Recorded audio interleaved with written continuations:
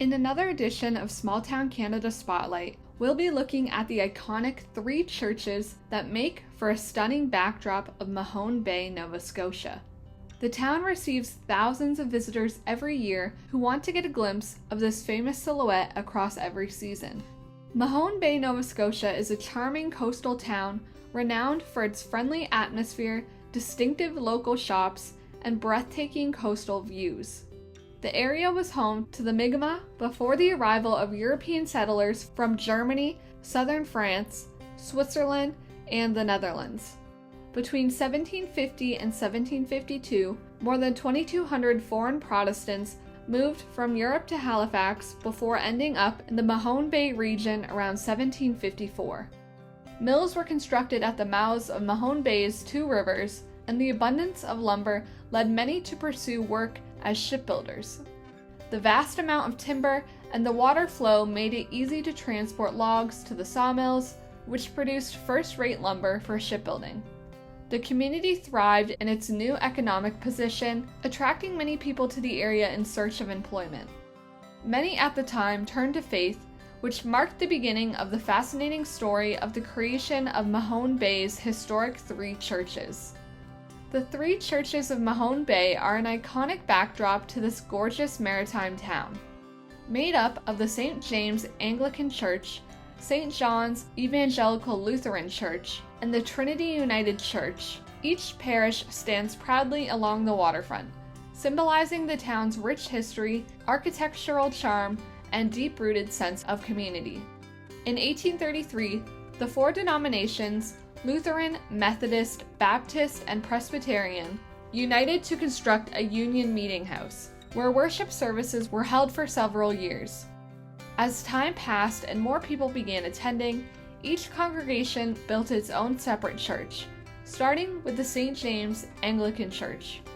The site for St. James Anglican Church's first building was donated by John William Keady at the Mush burial ground and was approved by Bishop John Inglis. The place of worship was completed in 1833, located above Bayview Cemetery, overlooking the head of the bay. The church was a galleried, Georgian-style building, and its original pews were boards placed on heavy blocks of wood.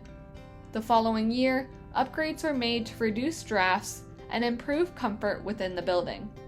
By 1835, the church was consecrated by Bishop Inglis, but it did not have its own priest until 1845, when Reverend J. Philip Fuel was appointed. Upgrades continued throughout the years, with the chapel being cut apart and greatly enlarged in 1858, and the square tower added. By the 1880s, the church was too small and in poor condition, so it was determined that building a new church at the bottom of the hill on Edgewater Street would be the best solution.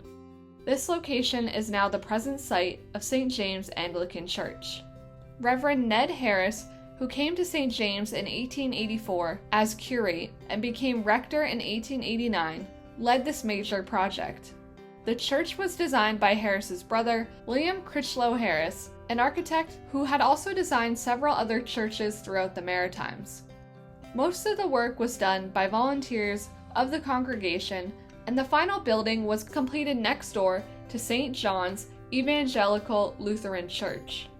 St. John's Evangelical Lutheran Church was the second of the three churches built in Mahone Bay, but the first to be built on its current parcel of land.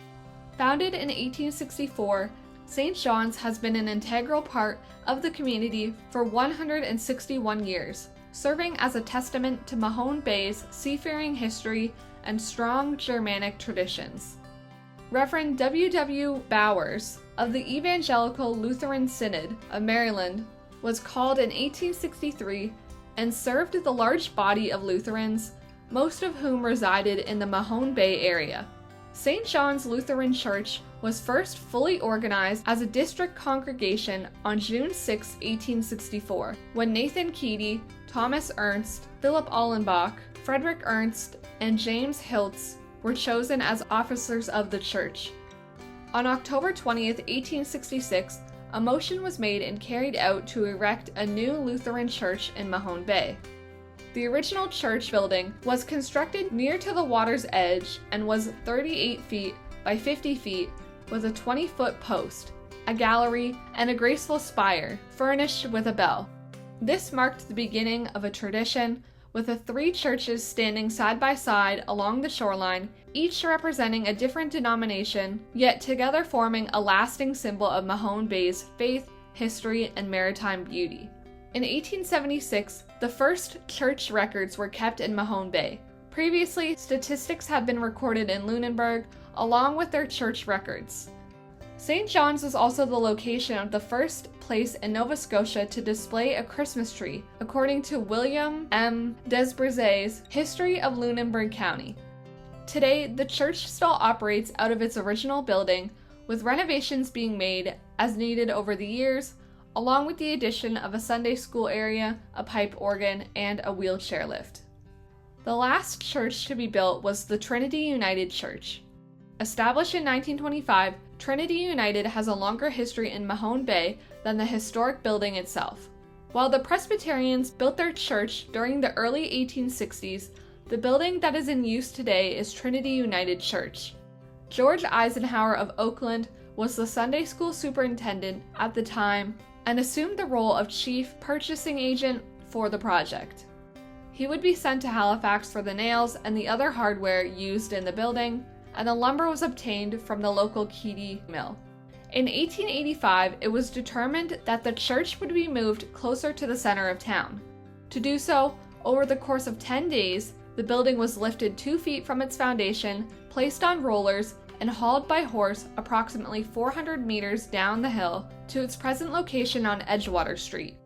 In 1894, the church was raised again to accommodate a basement hall. In 1925, the Methodists, Congregationalists, and most Presbyterians in Canada joined to form the United Church of Canada. This meant that in Mahone Bay, the Presbyterian and Methodist congregations combined to create Trinity United Church. The congregation decided to use the former Presbyterian church building for worship and other activities. The original Methodist building was used as a hall for a brief period before being demolished. At one point, the Trinity United Church had a steeple that resembled those of its neighboring Anglican and Lutheran churches, but it had to be torn down in 1926 because it was unsafe after decades of storm damage. The repair bill was deemed to be too high, which is why the congregation chose not to replace the spire. A few other additions to the church occurred in 1947 and 1967 when the United Church congregation purchased and dedicated a memorial Cassavant pipe organ, as well as added a hall and Sunday school rooms.